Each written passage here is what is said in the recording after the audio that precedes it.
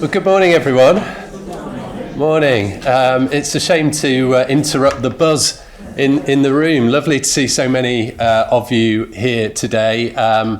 Some repeat customers, and welcome to everybody who's coming to one of these events for the first time. So this is the sixth of these Spotlight events, where we highlight some of the work that the Christie Charity is doing with the Christie to transform patient outcomes and really transform the lives of those patients. And it's thanks to everybody and all of you that are supporting the charity. So thank you very much for being here today. So my name is Bod Buckby. I am chair of the charity and a patient here at the Christie.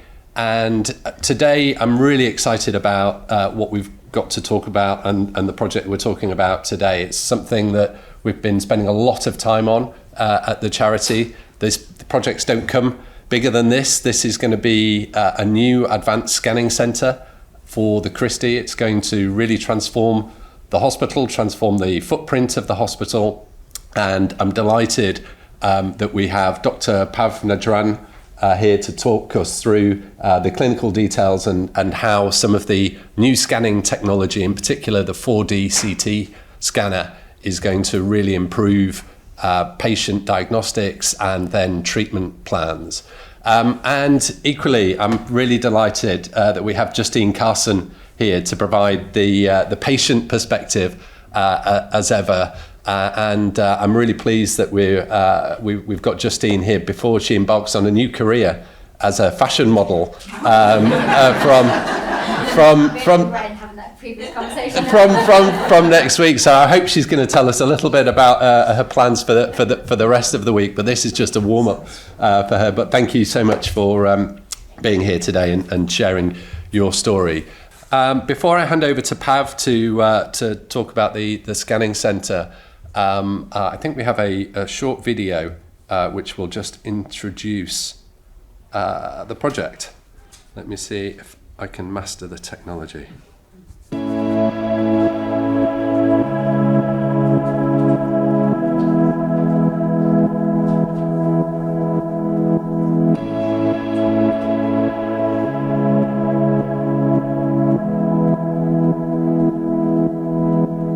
This department is the heartbeat of the hospital.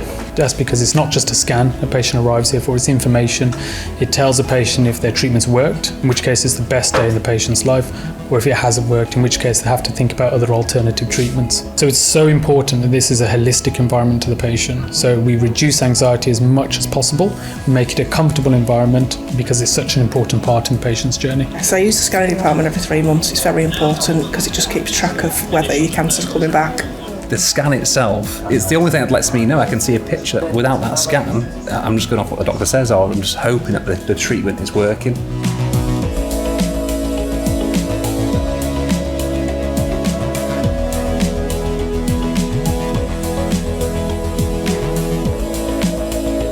We've only got room for 2 inpatient beds. The space we're stood in now, beds get put here when the inpatient space is full. The outpatient area, it just gets so hectic so quickly. It's common for staff having to ask patients, relatives and carers to wait somewhere else in the hospital just because of the space, especially when you've got few patients in the wheelchairs. Changing rooms aren't the best really. The waiting area gets very, very busy. You can be here for quite a while and it's very cramped. The changing rooms don't have proper doors on them and it just feels a little bit dated compared to the rest of the building. The Christie is one of the leading cancer hospitals in Europe, if not the world, and the imaging department is left behind a little bit. We need to match up with that reputation. That's both in terms of innovation, both in terms of capacity, and also for patients. We need a bespoke space where we can cater for both diagnostic element of radiology as well as providing procedures as well. But the important thing is we need to provide a department which is holistic to patients. We need a new 4D scanner. Currently we can't have it because that department is simply too small.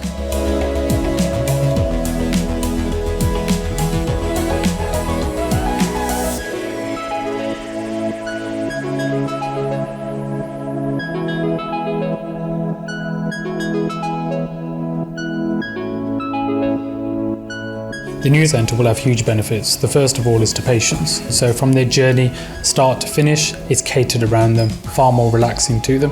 And also because it's bigger, we'll increase our capacity. We can do more scans for patients, and that will inevitably reduce waiting times for them. We can develop things in terms of new scanning equipment, new procedures, and that opens the door to huge avenues within research, which is something that Christie is centred on. I don't think there's a worthier cause, because cancer touches every single person on this planet, be it either directly or indirectly, and the more money they can get, the better job they can do. By raising money, you're not only helping people like me, but you're going to help someone you know or love, because 1 in 2 of us will get cancer in our lifetime. So please consider supporting the campaign. The Christie has already got a phenomenal reputation throughout the country, and there is just so much more that we could do. If we had those few extra pounds, that would just be phenomenal for us to be able to create the environment where the patients of today, tomorrow, next year could be treated with dignity and respect.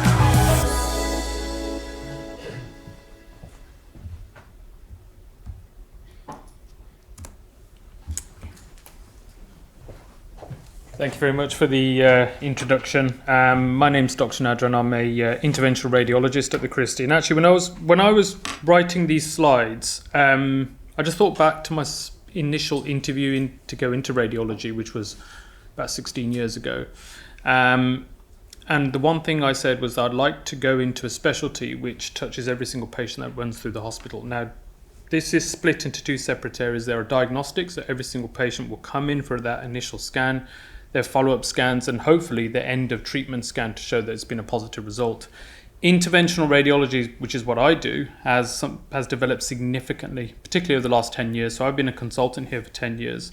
And what I'm going to do with this talk is talk specifically about interventional radiology and a little bit more about that 4D scan. And I don't think anyone's really going to visualize it until I go through the true impacts these scanners have on patient care and what we've done over the last 10 years with charity support and what we want to do in the next 10 years with further support. So interventional radiology is a minimally invasive approach to provide treatment. So radiology in general is a diagnostic process. We can diagnose conditions, we can look at follow-up, we can look at treatment effects by doing a scan. Interventional radiology is a process of actually delivering treatment, and that's developed hugely over the last 10 years. I'm going to go through what we have done specifically at the Christie. It's developed to the point now is described as a 4th pillar of cancer care. Now, what I mean by that is your traditional elements of cancer care encompasses the medical side of things, which is chemotherapy, radiotherapy, surgery, radiotherapy. Now, interventional radiology is that 4th point, and it's something that's growing significantly. We need to try and catch up with that by developing the equipment we have at the moment. So, traditional radiologist, I don't think I've grown my beard as good as that, but this is your public perception of radiology. We do an X-ray, we find out the diagnosis, and we treat the problem, but we hand over that treatment to somebody else. But now we have an entire team at the Christie who deliver treatment as well, and we are an important part of every single MDT within the trust. I think a good way of describing what interventional oncology does is to go through a case. So this is a case that happened, and this is a typical case that we go through every day. So I'm doing a list tomorrow, and I'm pretty sure I'm going to have a very similar case to deal with tomorrow. 65-year-old patient came in, and they were symptomatic of infection, but we don't know where the infection is. So that's where the diagnostic part of radiology comes in. We do a scan. We find out exactly what's going on. And unfortunately for this particular patient, there was an abnormal growth around the liver. So do you have a pointer that works? Can't quite see, but where the arrow is pointing is the blockage within the liver, and that's caused by an abnormal growth.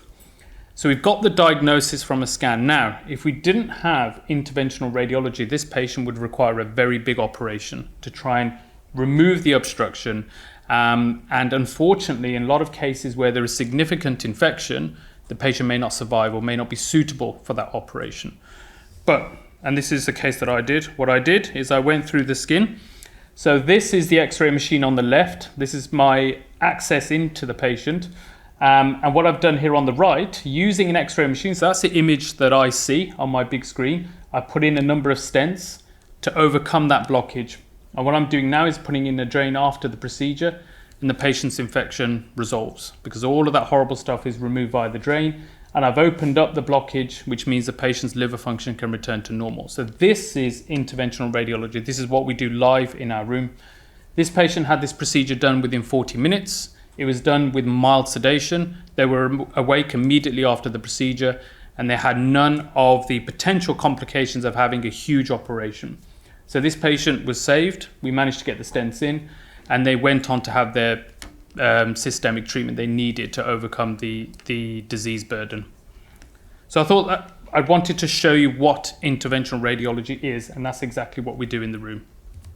So, like I said, interventional radiology at the Christie has grown significantly over the last 10 years. So the image on the left is a tweet from us performing the first procedure in the world where we put a patient on cardiac bypass and infused very high dose chemotherapy within the liver. Now I'm going to go through that procedure later on in the presentation.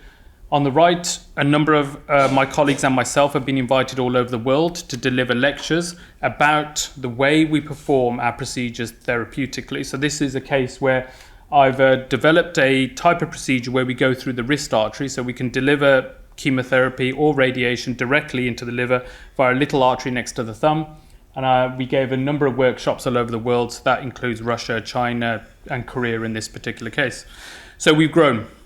This is over the last 10 years. And this is with the support of charity, because without the capital investment and the equipment, we can't do any of these procedures. Not only have we developed and gone elsewhere in the world, people are coming to us to learn from what we do in the hospital. So this is a course we ran in 2018 and have been running every year, where a number of consultants from not only the UK but abroad come here and learn about what we do. And the one thing they always comment on is how fantastic our unit is, but where we could potentially expand.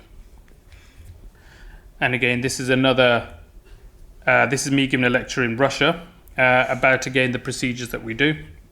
And this is a procedure where we've developed access into the artery next to a little tiny vessel next to the thumb, and it means the patient can immediately get up off the bed and actually discharge 2 hours after the procedure.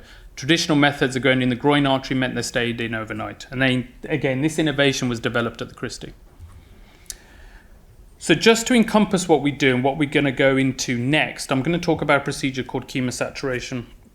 Now, traditional chemotherapy is delivered via a cannula or a central or a port or a central line into the vein, and it affects the entire body. So that means that chemotherapy not only targets the tumour but also targets the rest of your cells in the entire body. That means we're limited on how much chemotherapy we can give. We only can give a certain amount because we don't want to poison the normal cells that we want to avoid. Now, chemosaturation is a process where I go through the artery in the wrist into the liver and deliver that very, very high dose chemotherapy into the liver. If we then let that chemotherapy leave the liver and go into the systemic circulation, it would be potentially fatal. So what we do is we block the vessel going to the heart. We put the patient on cardiac bypass, so all the blood leaves the patient, goes through a filter machine, and is returned back into the heart. So I've shown a diagram of that. So this is all of the chemotherapy going into the liver via the artery, which I've painted in red. It infuses into the liver really, really high dose chemotherapy. And then once it leaves the liver and goes into the blue vessel, instead of it going into the heart, the balloon which is placed there pushes all the blood out to the patient. We filter the chemotherapy and we return it back to the patient, meaning they don't have the systemic effects of the chemotherapy. Now, the benefit of this is we can give really, really high doses to the liver, and the responses we've been having at the Christie have been fantastic, to the point where we are starting a trial of using this procedure for multiple different disease modalities. So this is the room with charity support we currently perform the chemosaturation procedure, and this is half the equipment we use for the procedure. We still have to have the bypass machine in, and this is half the staff coming into the room before the patient does. And again, we normally have around 14 to 15 members of staff in the room during the procedure, and we need a bypass machine in there, which is probably the size of a small Mini, just sat in that corner there. And then we have the patient on the table. Without the charity support, we wouldn't even have this room. So this wouldn't be a procedure we could even consider at the Christie. But at the moment we are getting by, but we need to go to that next step. So I'm currently the national trial lead for doing these procedures in different disease modalities, which means there'll be a huge number of patients coming to the Christie from all over the UK and abroad to have this procedure done. And we can't do that in a single space like that. And these are the reasons why we want to innovate. So these are two patients, one of which was my patient, who had to crowdfund their treatment for this particular procedure. And without the capital investment we had initially, we wouldn't be able to perform the procedure. They managed to crowdfund, they have their procedures, and actually they've both done well. One of these patients could have done a lot better if they had the funding in place to carry on their treatment, but unfortunately wasn't able to carry on. And we are campaigning through the House of Lords to try and get NHS commissioning for this particular procedure. But we wouldn't even be in this position unless we had that capital investment from charity so far. So that's where we've come. What we need to think about, and this is us having national press about what we do at the Christie, and again, all of these achievements have occurred because we've had that capital investment from charity so far. And this is what we used to do. So this was a small machine we had next door, and this is our limitation of what we could do without that capital investment from charity. So this is the machine we used to use, which had very limited capabilities. We weren't able to do things like the chemosaturation procedure or other liver procedures with it. And this is what we're doing at the moment. So this is a procedure called CERT, where we inject radioactive particles into the liver, which is housed into that Perspex box there. And again, the one thing you'd notice is it's a very crowded room. And we're just about managing where we are at the moment. But the volume of patients we're getting is going to increase significantly because we are that lead point in innovation in the UK at the moment. I'm going to talk about a case because I think this is the best way to demonstrate why we need something like a 4D CT scanner going forward. So this is a real case. It's a 70-year-old patient, and I was on call. I was given a phone call around 12 o'clock in the afternoon about a patient who was bleeding profusely through a small hole on the anterior aspect of their abdomen. This was through a feeding tube.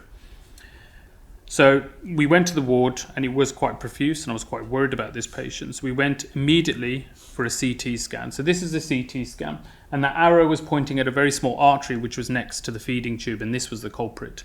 So the patient went from the ward to the current CT department with quite significant bleeding. Obviously alarming the outpatients who were sat in there at the time, and took a little bit of time transporting them into the current CT department to have this diagnostic scan done. Now we found the diagnosis, we have to provide the therapeutic response to that, and that was me going into the artery and blocking it off with small coils. So what that meant was that patient who was profusely bleeding in our current CT department, in that cramped department, then had to be transported all the way across past M&S, up the stairs and into the interventional radiology room. And that length of time it took to get from the CT scanner up to the interventional room was longer than the procedure I performed to stop the bleeding. So this is where I went into the artery through the wrist. I wiggled my way past into the artery that was causing the problem and blocked it off with the coils, which is where that arrow is pointing. So just to reiterate that point, that the process of transferring the patient from the current CT department to the therapeutic stage was longer than it took me to stop the bleeding. This brings me on to this. So this is a 4D CT. Now, the machine we have here is the machine that you saw previously in the video where the patient was underneath a big X-ray machine and I was doing a procedure. The machine you see over on the other side of the room is a traditional CT scanner a number of you have seen before. What I could have done with that particular patient is the patient could be on that table, that CT scanner comes across, does the therapeutic side of the diagnostic side of things, finds the artery that's causing the problem, that scanner then goes away and I then perform the therapeutic stage and solve the problem. That could be done within 40 minutes if I had this piece of equipment. By the time the patient actually reached me in the department, the blood pressure was alarmingly low and we had to get intensive care to come and support. That wouldn't have happened if I had that piece of equipment to help the patient.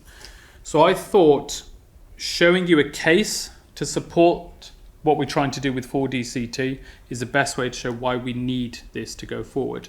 Now let's move on to some of the other procedures we do. For example, the chemosaturation procedure. This will be in a much bigger space. With that CT capability, I can then do further diagnostics on the liver to find exactly where the tumours are. That machine then moves away and I can go ahead and do the procedure because I can target those tumours. At the moment, the only diagnostic capability I have on table is by putting a bit of dye through the artery I'm currently in and hoping that does supply the tumour, which makes the procedure significantly longer than it could be. So this sort of equipment can halve our procedures and make it far more accurate versus what we do at the moment. So we've innovated and developed to the point where we're one of the leading centres in the UK, if not in the world, in terms of what we perform over the last 10 years. And that's with charitable donation and development of the room and the equipment we have currently. But we need to make that next step over the next 10 years to try and develop even further and maintain that standard that we provide at the moment. Thank you very much. Now it's a pleasure to introduce Justine. Let's get my high tech. Oh yeah.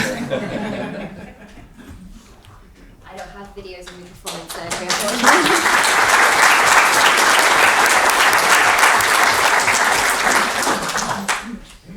Hi everyone, thank you so much for that introduction. I'm Justine Carson. I'm a patient here at the Christie, and I'm extremely honoured to have been asked by the Christie Charity to take part in today's Spotlight event, to represent a patient's perspective on the huge importance and impact a new scanning centre would have on patients like me. Improving diagnosis, enhancing disease monitoring, and ultimately leading to more effective treatments and better outcomes. I have stage 4 breast cancer, also known as incurable, secondary, metastatic, and advanced. These all mean the same things. I have terminal cancer. I was first diagnosed with primary breast cancer in 2021. I had a left-sided mastectomy and declared cancer-free. I felt like I'd cheated somehow. I was even a little embarrassed to mention anything to the people I knew about my brief dalliance with a big C. But then came 2023. I was having a few issues with my left arm, putting my car in 5th gear, holding the hairdryer above my head, drying my hair. So I reluctantly called my breast surgeon. I was asked if it was urgent and I said no. I waited 6 weeks to see her. She examined me and concluded I must have injured myself.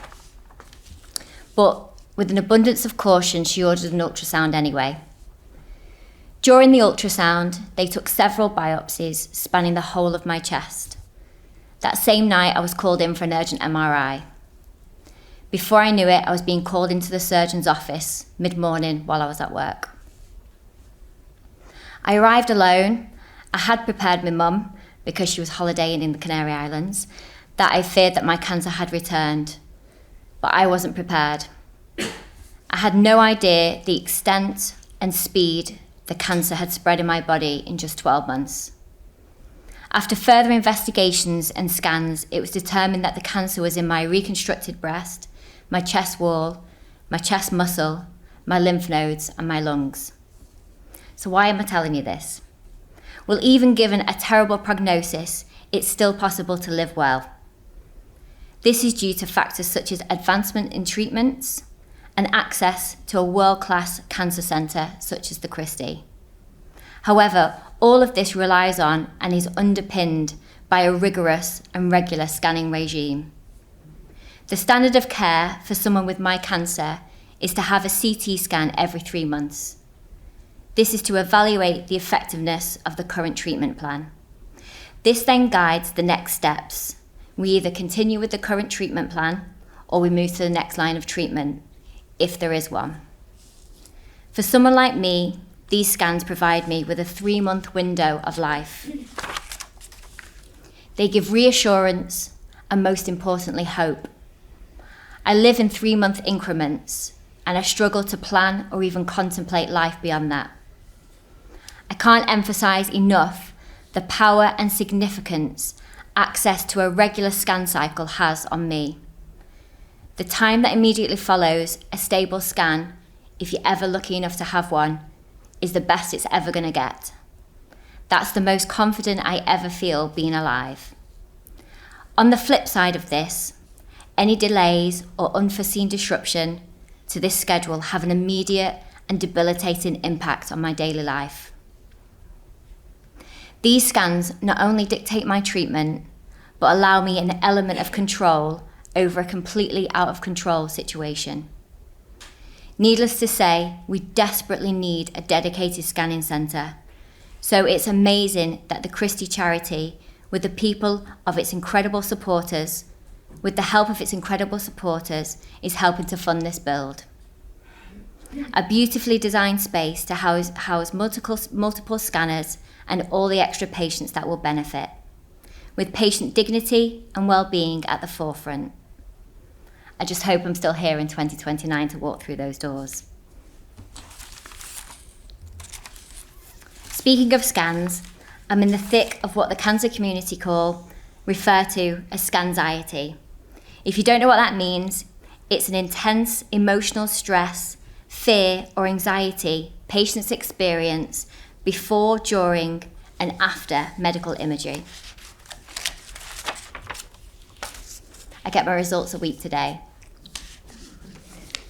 Cancer doesn't afford you many positives, but it does give you perspective. One which only can be understood by those of us who belong to the world's worst private members club. Cancer has taken so much from me, but it's also allowed me to focus on the important things. It's made me brave, doing things like this, and encouraged me to take chances and do things I never would have dreamt of before. I've trekked mountains for the charity Copperfield. I've travelled the world, that's in Canada. I climbed the Sydney Harbour Bridge. I joined a choir, which I can't recommend enough, everybody should do. I started cold water swimming and paddleboarding. And I've even started dating. I don't have an image of that. And next week, I'm due to walk in a charity catwalk alongside the Real Housewives of Cheshire. That will be televised. I'm excited about my life ahead. I have no idea what that looks like or how long that will be, but I will squeeze as much joy as possible from it. Cancer is and always will be the least interesting thing about me. Thank you for listening.